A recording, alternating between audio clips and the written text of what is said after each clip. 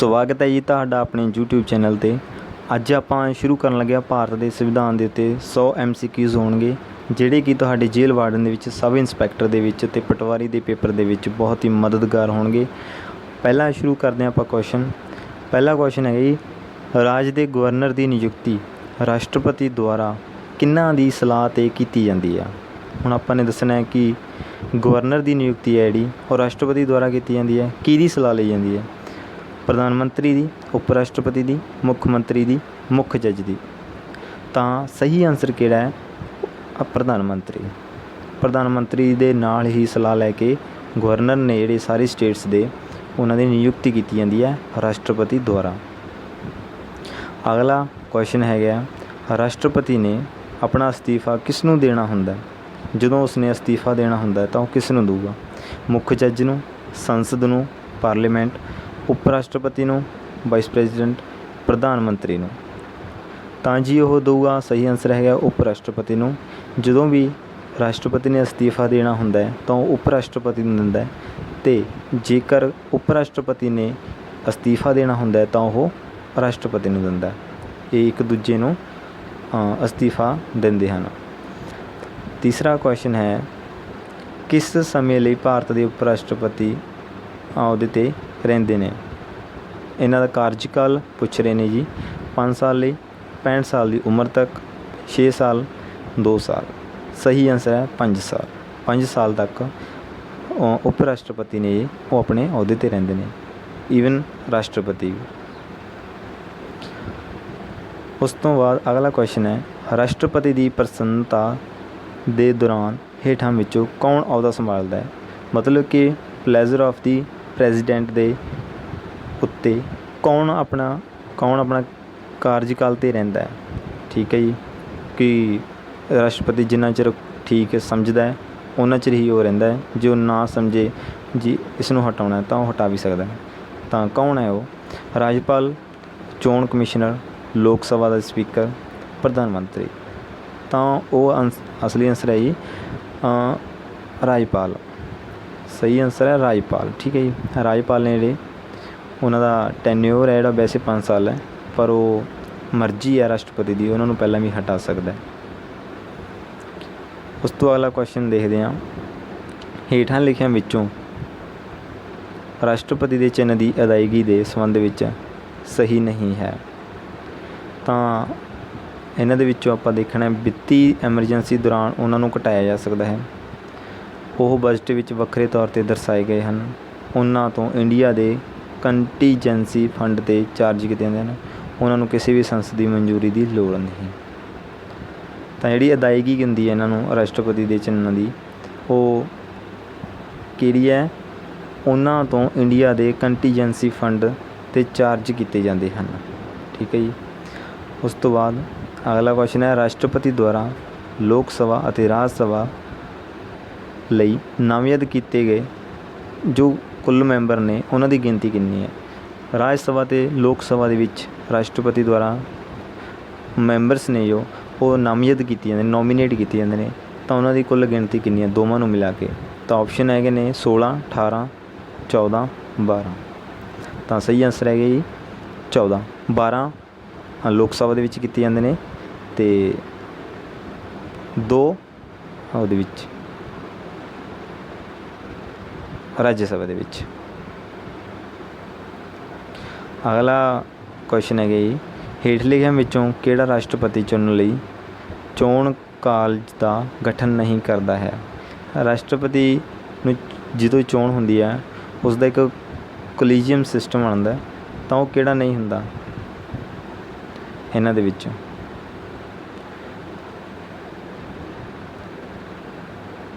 ਲੋਕ ਸਭਾ ਦੇ ਚੁਣੇ ਹੋਏ ਮੈਂਬਰ, ਹਰੇਕ ਰਾਜ ਦੀ ਵਿਧਾਨ ਸਭਾ ਦੇ ਚੁਣੇ ਹੋਏ ਮੈਂਬਰ, ਵਿਧਾਨ ਸਭਾ ਦੇ ਚੁਣੇ ਹੋਏ ਮੈਂਬਰ, ਰਾਜ ਸਭਾ ਦੇ ਚੁਣੇ ਗਏ ਮੈਂਬਰ। ਤਾਂ ਕਿਹੜੇ ਨੇ ਜੀ? ਵਿਧਾਨ ਸਭਾ ਦੇ ਚੁਣੇ ਹੋਏ ਮੈਂਬਰ। ਤਾਂ ਕੁਐਸਚਨ ਹੈਗਾ ਆਪਣਾ ਵੀ ਕਿਹੜਾ ਰਾਸ਼ਟਰਪਤੀ ਚੁਣਨ ਲਈ ਚੋਣ ਕਾਲਜ ਦਾ ਗਠਨ ਨਹੀਂ ਕਰਦਾ? ਤਾਂ ਇਹਦੇ ਵਿੱਚ ਕੌਣ ਨਹੀਂ ਹੁੰਦੇ ਗੇ? ਵਿਧਾਨ ਸਭਾ ਦੇ ਚੁਣੇ ਹੋਏ ਮੈਂਬਰ ਨਹੀਂ ਹੁੰਦੇ, ਗਠਨ ਨਹੀਂ ਕਰਦਾ। ਅਗਲਾ ਕੁਐਸਚਨ ਹੈ ਜੀ, ਸੰਸਦੀ ਕਿਸਮ ਦੀ ਸਰਕਾਰ ਵਿੱਚ ਮੰਤਰੀਆਂ ਦੀ ਕੌਂਸਲ ਦੇ ਅਹੁਦੇ 'ਤੇ ਕਿਸ ਦੇ ਅਹੁਦੇ 'ਤੇ ਰਹਿ ਸਕਦੀ ਹੈ, ਜਿਸ ਦਾ ਸਮਰਥਨ ਦਾ ਆਨੰਦ ਲੈਂਦਾ ਹੈ। ਤਾਂ ਮਤਲਬ ਕਿ ਜਿਹੜੀ ਪਾਰਲੀਮੈਂਟ ਦੇ ਵਿੱਚ ਕੌਂਸਲ ਆਫ ਮਿਨਿਸਟਰ ਹੈ ਉਹ ਕਿਸ ਦੇ ਸਹਾਰੇ ਰਹਿੰਦੀ ਹੈ, ਕਿਸ ਦੇ ਸਮਰਥਨ ਦਾ ਆਨੰਦ ਲੈਂਦੀ ਹੈ। ਸੰਸਦ ਦੇ ਉੱਪਰਲੇ ਸਦਨ ਦੇ ਮੈਂਬਰਾਂ ਦੀ ਘੱਟ ਗਿਣਤੀ, ਸੰਸਦ ਦੇ ਉੱਪਰਲੇ ਸਦਨ ਦੀ ਬਹੁ ਗਿਣਤੀ ਮੈਂਬਰ, ਹੇਠਲੇ ਸਦਨ ਦੇ ਮੈਂਬਰਾਂ ਦੀ ਘੱਟ ਗਿਣਤੀ, ਸੰਸਦ ਦੇ ਹੇਠਲੇ ਸਦਨ ਦੇ ਬਹੁ ਗਿਣਤੀ ਮੈਂਬਰ। ਤਾਂ ਸਹੀ ਆਨਸਰ ਹੈ ਜੀ ਸੰਸਦ ਦੇ ਹੇਠਲੇ ਸਦਨ ਦੀ ਬਹੁ ਗਿਣਤੀ ਮੈਂਬਰ, ਕਿਉਂਕਿ ਜੇ ਜ਼ਿਆਦਾ ਗਿਣਤੀ ਹੋਊਗੀ ਤਾਂ ਹੀ ਉਹ ਆਪਣੀ ਮੈਜੋਰਟੀ ਦੇ ਵਿੱਚ ਰਹਿਣਗੇ। ਅਤੇ ਉਹ ਹੇਠਲਾ ਸਦਨ ਹੈ ਲੋਕ ਸਭਾ। ਲੋਕ ਸਭਾ ਦੇ ਵਿੱਚ ਜਿਸ ਦੀ ਸਰਕਾਰ ਦੇ ਜ਼ਿਆਦਾ ਬੰਦੇ ਹੁੰਦੇ ਨੇ, ਮੈਂਬਰਸ ਹੁੰਦੇ ਨੇ, ਤਾਂ ਉਹਨਾਂ ਦੀ ਕੌਂਸਲ ਆਫ ਮਿਨਿਸਟਰਸ ਬਣਦੀ ਹੈ ਅਤੇ ਉਹ 5 ਸਾਲ ਲਈ ਕੰਮ ਕਰਦੇ ਹੈ। ਅਗਲਾ ਕੁਐਸਚਨ ਹੈ ਜੀ, ਨਿਮਨਲਿਖਤ ਵਿੱਚੋਂ ਕਿਹੜੀਆਂ ਨਿਯੁਕਤੀਆਂ ਭਾਰਤ ਦੇ ਰਾਸ਼ਟਰਪਤੀ ਦੁਆਰਾ ਨਹੀਂ ਕੀਤੀਆਂ ਜਾਂਦੀਆਂ। ਇੱਥੇ ਆਪਾਂ ਨਹੀਂ ਦੇਖਣਾ, ਕੁਐਸਚਨ ਇਸ ਤਰ੍ਹਾਂ ਵੀ ਆ ਸਕਦਾ, ਆਪਾਂ ਨਹੀਂ ਕਈ ਵਾਰੀ ਨਹੀਂ ਦੇਖਦੇ, ਤਾਂ ਸਾਰਾ ਕੁਐਸਚਨ ਨੂੰ ਧਿਆਨ ਨਾਲ ਪੜ੍ਹਨਾ ਹੈ।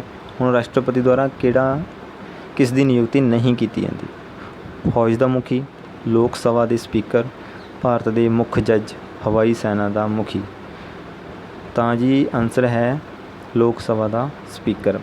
ਦੇਖੋ ਜੀ ਜੋ 3 ਨੇ, 2 ਨੇ ਉਹ ਸੈਨਾ ਨੇ, ਕਿਉਂਕਿ ਸੈਨਾ ਦਾ ਕਮਾਂਡਰ ਮੰਨਿਆ ਜਾਂਦਾ ਨਾ ਰਾਸ਼ਟਰਪਤੀ ਨੂੰ, ਤਾਂ ਇਹਨਾਂ ਦਾ ਤਾਂ ਪਹਿਲਾਂ ਬਣਾਊਗਾ ਵੀ ਇਹਨਾਂ ਨੂੰ ਤਾਂ ਇਹੀ ਸਿਲੈਕਟ ਕਰਦਾ। ਫੌਜ ਦਾ ਮੁਖੀ ਨੂੰ ਰਾਸ਼ਟਰਪਤੀ ਕਰੂ, ਹਵਾਈ ਸੈਨਾ ਦਾ ਮੁਖੀ ਵੀ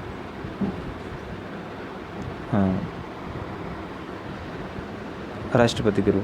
ਅਤੇ ਜੋ ਰਹਿ ਗਿਆ ਲੋਕ ਸਭਾ ਦਾ ਸਪੀਕਰ, ਲੋਕ ਸਭਾ ਦੇ ਸਪੀਕਰ ਹੁੰਦਾ ਹੈ ਉਹ ਜੋ ਪਾਰਟੀ ਜਿੱਤ ਜਾਂਦੀ ਹੈ ਨਾ, ਉਹ ਪਾਰਟੀ ਆਪਣੀ ਜਿੱਤਣ ਤੋਂ ਬਾਅਦ ਆਪਣੇ ਪਾਰਟੀ ਦੇ ਵਿੱਚੋਂ ਹੀ ਇੱਕ ਸੀਨੀਅਰ ਬੰਦਾ, ਸੀਨੀਅਰ ਮੋਸਟ, ਜੋ ਉਹਨਾਂ ਨੂੰ ਸਿਆਣਾ ਜਿਹਾ ਲੱਗਦਾ ਜਾਂ ਵਧੀਆ ਲੱਗਦਾ, ਉਸ ਨੂੰ ਉਹ ਆਪਣੇ ਆਪ ਹੀ ਸਰਬਸੰਮਤੀ ਨਾਲ ਸਿਲੈਕਟ ਕਰ ਲੈਂਦੇ ਨੇ ਅਤੇ ਰਾਸ਼ਟਰਪਤੀ ਨੂੰ ਕਹਿ ਦਿੰਦੇ ਨੇ, ਪ੍ਰਧਾਨ ਮੰਤਰੀ ਪ੍ਰਪੋਜ਼ਲ ਕਰਦਾ ਵੀ ਇਹਨੂੰ ਰੱਖ ਲਓ, ਤਾਂ ਉਹ ਉਸ ਨੂੰ ਰੱਖ ਲੈਂਦਾ। ਮਤਲਬ ਕਿ ਲੋਕ ਸਭਾ ਦਾ ਸਪੀਕਰ ਹੈ ਜਿਹੜਾ ਉਹ ਜਿੱਤੀ ਹੋਈ ਪਾਰਟੀ ਆਪ ਸਿਲੈਕਟ ਕਰਦੀ ਹੈ। ਉਸ ਤੋਂ ਬਾਅਦ ਅਗਲਾ ਕੁਐਸਚਨ ਹੈ, ਭਾਰਤ ਦੇ ਪ੍ਰਧਾਨ ਮੰਤਰੀ ਦੀ ਨਿਯੁਕਤੀ ਕੌਣ ਕਰਦਾ ਹੈ। ਪ੍ਰਧਾਨ ਮੰਤਰੀ ਦੀ ਨਿਯੁਕਤੀ ਕੌਣ ਕਰਦਾ ਜੀ? ਲੋਕ ਸਭਾ, ਰਾਸ਼ਟਰਪਤੀ, ਸੰਸਦ, ਭਾਰਤ ਦੇ ਨਾਗਰਿਕ। ਤਾਂ ਸਹੀ ਆਨਸਰ ਹੈ ਜੀ ਰਾਸ਼ਟਰਪਤੀ।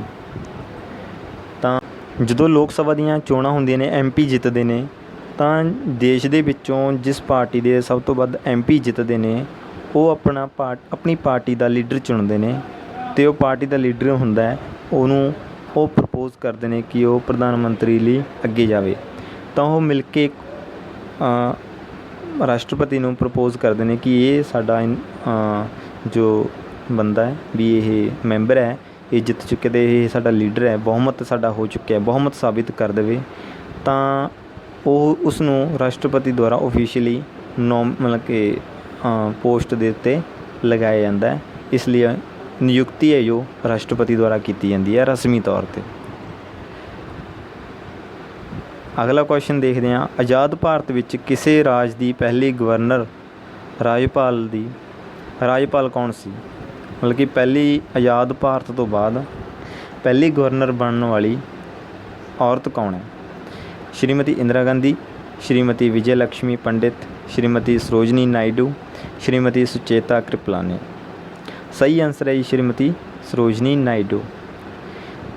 ਜੋ ਸਰੋਜਨੀ ਨਾਇਡੂ ਹੈ ਇਹ ਪੋਇਟ ਹੈ ਇੰਡੀਆ ਦੀ, ਜਿਨ੍ਹਾਂ ਨੇ ਵਧੀਆ ਦਾ ਵੀਵਰਸ ਕਵਿਤਾ ਲਿਖੀ ਹੈ, ਪੋਇਮ ਲਿਖੀ ਹੈ ਇੰਗਲਿਸ਼ ਦੇ ਵਿੱਚ, ਅਤੇ ਇਹ ਇੰਡੀਆ ਦੀ ਪਹਿਲੀ ਕਾਂਗਰਸ ਦੀ ਉਹ ਵੀ ਨੇ, ਪ੍ਰੈਜ਼ੀਡੈਂਟ ਵੀ ਰਹੇ ਨੇ। ਠੀਕ ਹੈ ਜੀ। ਅਗਲਾ ਕੁਐਸਚਨ ਦੇਖਦੇ ਹਾਂ, ਰਾਸ਼ਟਰਪਤੀ ਅਹੁਦੇ ਲਈ ਚੋਣ ਲੜਨ ਲਈ ਘੱਟੋ ਘੱਟ ਉਮਰ ਲੋੜੀਂਦੀ ਹੈ। ਤਾਂ ਰਾਸ਼ਟਰਪਤੀ ਜਿਸ ਨੇ ਚੋਣ ਲੜਨੀ ਹੈ ਉਸ ਦੀ ਉਮਰ ਘੱਟੋ ਘੱਟ ਕਿੰਨੀ ਚਾਹੀਦੀ ਹੈ? 23 ਸਾਲ, 21 ਸਾਲ, 35 ਸਾਲ, 30 ਸਾਲ। ਸਹੀ ਆਨਸਰ ਹੈ ਜੀ 35 ਸਾਲ। 35 ਸਾਲ ਹੁੰਦੀ ਹੈ ਰਾਸ਼ਟਰਪਤੀ ਦੇ ਕਾਰਜਕਾਲ ਲਈ, ਰਾਸ਼ਟਰਪਤੀ ਦੀ ਚੋਣ ਲੜਨ ਲਈ। ਇਹ ਯਾਦ ਰੱਖਣਾ ਜੀ।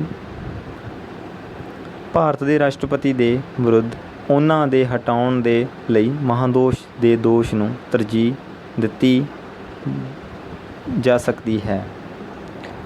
ਤਾਂ ਉਹ ਕਿੱਥੇ ਦੇਈ ਜਾ ਸਕਦੀ ਹੈ ਹਟਾਉਣ ਲਈ? ਜਦੋਂ ਆਪਾਂ ਰਾਸ਼ਟਰਪਤੀ ਨੂੰ ਹਟਾਉਣਾ ਹੋਵੇ, ਮਹਾਦੋਸ਼ ਲਾਉਣਾ, ਇੰਪੀਚਮੈਂਟ 61 ਆਰਟੀਕਲ ਦੇ ਤਹਿਤ ਲਾਉਣਾ ਹੋਵੇ, ਤਾਂ ਉਹ ਕਿੱਥੇ? ਦੋਵੇਂ ਸਦਨਾਂ ਦੇ ਵਿੱਚ, ਲੋਕ ਸਭਾ ਦੇ ਸਪੀਕਰ ਅਤੇ ਰਾਜ ਸਭਾ ਦੇ ਚੇਅਰਮੈਨ, ਅੱਗੇ ਆਪਸ਼ਨ ਦੇਖਦੇ ਹਾਂ, ਰਾਜ ਸਭਾ ਜਾਂ ਲੋਕ ਸਭਾ। ਤਾਂ ਆਂਸਰ ਦੇਖ ਹੀ ਲਿਆ, ਸੰਸਦ ਦੇ ਦੋਵੇਂ ਸਦਨਾਂ ਦੇ ਵਿੱਚ ਕਿਤੇ ਵੀ ਉਹਦੀ ਇੰਪੀਚਮੈਂਟ ਹੈ ਜਿਹੜੀ ਉਹ ਆਪਾਂ ਸ਼ੁਰੂ ਕਰ ਸਕਦੇ ਹਾਂ ਹਟਾਉਣ ਵਾਸਤੇ। ਅਗਲਾ ਕੁਐਸਚਨ ਵੇਖਦੇ ਹਾਂ, ਇੱਕ ਕੇਂਦਰ ਸ਼ਾਸਿਤ ਪ੍ਰਦੇਸ਼ ਦੇ ਮੁੱਖ ਮੰਤਰੀ ਜਿੱਥੇ ਅਜਿਹੀ ਸਥਾਪਨਾ ਮੌਜੂਦ ਹੈ ਦੁਆਰਾ ਨਿਯੁਕਤ ਕੀਤਾ ਜਾਂਦਾ ਹੈ। ਠੀਕ ਹੈ ਜੀ, ਜਿੱਥੇ ਕੇਂਦਰ ਸ਼ਾਸਿਤ ਪ੍ਰਦੇਸ਼ ਦੇ ਉੱਥੇ ਮੁੱਖ ਮੰਤਰੀ ਹੈ ਉਹ ਕਿਸ ਦੁਆਰਾ ਨਿਯੁਕਤ ਕੀਤਾ ਜਾਂਦਾ ਹੈ? ਉਪ ਰਾਜਪਾਲ ਦੁਆਰਾ। ਮੁੱਖ ਮੰਤਰੀ ਹੈ ਯੂਟੀ ਦਾ, ਜਿਸ ਨੂੰ ਕੇਂਦਰ ਸ਼ਾਸਿਤ ਪ੍ਰਦੇਸ਼ ਕਹਿੰਦੇ ਨੇ। ਮੁੱਖ ਮੰਤਰੀ ਕਿਸ ਦੁਆਰਾ ਨਿਯੁਕਤ ਕੀਤਾ ਜਾਂਦਾ? ਸਿੱਧਾ ਇਹ ਕੁਐਸਚਨ ਹੈ। ਉਪ ਰਾਜਪਾਲ ਦੁਆਰਾ, ਵਿਧਾਨ ਸਭਾ ਵਿੱਚ ਬਹੁਮਤ ਪਾਰਟੀ, ਰਾਸ਼ਟਰਪਤੀ ਦੁਆਰਾ ਅਤੇ ਪ੍ਰਧਾਨ ਮੰਤਰੀ ਦੁਆਰਾ। ਸਹੀ ਆਂਸਰ ਹੈ ਜੀ ਉਪ ਰਾਜਪਾਲ ਦਾ। ਜਿਵੇਂ ਜਿਹੜਾ ਰਾਸ਼ਟਰਪਤੀ ਹੁੰਦਾ ਦੇਸ਼ ਦੇ ਵਿੱਚ ਪ੍ਰਧਾਨ ਮੰਤਰੀ ਨਿਯੁਕਤ ਕਰਦਾ ਹੈ, ਤਾਂ ਇਸ ਤਰ੍ਹਾਂ ਯੂਟੀ ਦੇ ਵਿੱਚ ਉਪ ਰਾਜਪਾਲ ਹੁੰਦਾ ਅਤੇ ਜੋ ਮੁੱਖ ਮੰਤਰੀ ਨੂੰ ਨਿਯੁਕਤ ਕਰਦਾ ਹੈ। ਠੀਕ ਹੈ ਜੀ, ਜਿਵੇਂ ਕਿ ਦਿੱਲੀ ਦੇ ਵਿੱਚ। ਉਸ ਤੋਂ ਬਾਅਦ ਭਾਰਤ ਦਾ ਪਹਿਲਾ ਪ੍ਰਧਾਨ ਮੰਤਰੀ ਕੌਣ ਸੀ? ਇਹ ਵੀ ਤੁਹਾਨੂੰ ਕੁਐਸਚਨ ਆ ਸਕਦਾ ਹੈ ਕਿ ਪਹਿਲਾ ਕੌਣ ਸੀ, ਪਹਿਲਾ ਮੁੱਖ ਮੰਤਰੀ ਵੀ ਕੌਣ ਸੀ, ਪਹਿਲਾ ਪ੍ਰਧਾਨ ਮੰਤਰੀ ਕੌਣ ਸੀ, ਇਸ ਟਾਈਪ ਦਾ। ਪਹਿਲੀ ਮਹਿਲਾ ਪ੍ਰਧਾਨ ਮੰਤਰੀ ਕੌਣ ਸੀ, ਇਸ ਤਰ੍ਹਾਂ ਦੇ ਕੁਐਸਚਨ ਵੀ ਆ ਸਕਦੇ ਨੇ। ਛੋਟੀ ਉਮਰ ਦਾ ਵੀ ਪ੍ਰਧਾਨ ਮੰਤਰੀ ਕੌਣ ਸੀ ਵੀ ਆ ਸਕਦਾ, ਤਾਂ ਤੁਸੀਂ ਉਹ ਧਿਆਨ ਰੱਖਣਾ ਹੈ। ਤਾਂ ਭਾਰਤ ਦਾ ਪਹਿਲਾ ਪ੍ਰਧਾਨ ਮੰਤਰੀ ਕੌਣ ਸੀ? ਇਹਦਾ ਤੁਹਾਨੂੰ ਸਭ ਨੂੰ ਹੀ ਪਤਾ ਹੈ ਕਿ ਜਵਾਹਰ ਲਾਲ ਨਹਿਰੂ ਨੇ ਉਹ ਰਹੇ ਨੇ। 17 ਸਾਲ ਤਕਰੀਬਨ ਇਹਨਾਂ ਨੇ ਆਪਣੀ ਸੀਟ 'ਤੇ ਰਹੇ ਨੇ ਪ੍ਰਧਾਨ ਮੰਤਰੀ ਦੀ, ਅਤੇ ਐਂਡ 'ਤੇ ਡੈਥ ਹੋ। ਅਗਲਾ ਕੁਐਸਚਨ ਵੇਖਦੇ ਹਾਂ, ਜੇਕਰ ਕਿਸੇ ਰਾਸ਼ਟਰਪਤੀ ਦੇ ਅਹੁਦੇ 'ਤੇ ਰਹਿੰਦਿਆਂ ਉਸ ਦੀ ਮੌਤ ਹੋ ਜਾਂਦੀ ਹੈ ਤਾਂ ਉਪ ਰਾਸ਼ਟਰਪਤੀ ਦੇ ਲਈ ਰਾਸ਼ਟਰਪਤੀ ਵਜੋਂ ਕੰਮ ਕਰ ਸਕਦਾ ਹੈ ਦੀ ਵੱਧ ਤੋਂ ਵੱਧ ਮਿਆਦ ਕਿੰਨੀ ਹੁੰਦੀ ਹੈ? ਇਹ ਐਂ ਕਹਿ ਰਹੇ ਨੇ ਕਿ ਰਾਸ਼ਟਰਪਤੀ ਦੇ ਅਹੁਦੇ 'ਤੇ ਰਹਿੰਦੇ ਕਿਸੇ ਦੀ ਮੌਤ ਹੋਈ ਤਾਂ ਉਪ ਰਾਸ਼ਟਰਪਤੀ ਵੱਧ ਤੋਂ ਵੱਧ ਕਿੰਨੇ ਟਾਈਮ ਤੱਕ ਉਸ ਦਾ ਜਿਹੜਾ ਅਹੁਦਾ ਸੰਭਾਲ ਸਕਦਾ ਹੈ? 1 ਸਾਲ, 3 ਮਹੀਨੇ, 6 ਮਹੀਨੇ, 2 ਸਾਲ। ਤਾਂ ਸਹੀ ਆਂਸਰ ਹੈ ਇਹਦਾ 6 ਮਹੀਨੇ। 6 ਮਹੀਨੇ ਦੇ ਵਿੱਚ ਰਾਸ਼ਟਰਪਤੀ ਜਿਹੜਾ ਅਗਲਾ ਉਸ ਦੀ ਚੋਣ ਹੋਣੀ ਜ਼ਰੂਰੀ ਹੈ ਅਤੇ ਚੋਣ ਕਰ ਲਈ ਜਾਂਦੀ ਹੈ। ਉਸ ਤੋਂ ਬਾਅਦ ਇੱਕ ਕੁਐਸਚਨ ਇਹ ਵੀ ਬਣ ਜਾਂਦਾ ਕਿ ਜੇਕਰ ਰਾਸ਼ਟਰਪਤੀ ਦੀ ਡੈਥ ਹੋ ਜਾਵੇ ਤਾਂ ਉਸ ਦਾ ਅਹੁਦਾ ਕੌਣ ਸੰਭਾਲਦਾ ਹੈ? ਤਾਂ ਪਤਾ ਲੱਗ ਗਿਆ ਉਪ ਰਾਸ਼ਟਰਪਤੀ। ਪਰ ਜੇ ਉਪ ਰਾਸ਼ਟਰਪਤੀ ਵੀ ਨਾ ਹੋਵੇ ਤਾਂ ਉਸ ਦਾ ਅਹੁਦਾ ਕੌਣ ਸੰਭਾਲੂਗਾ?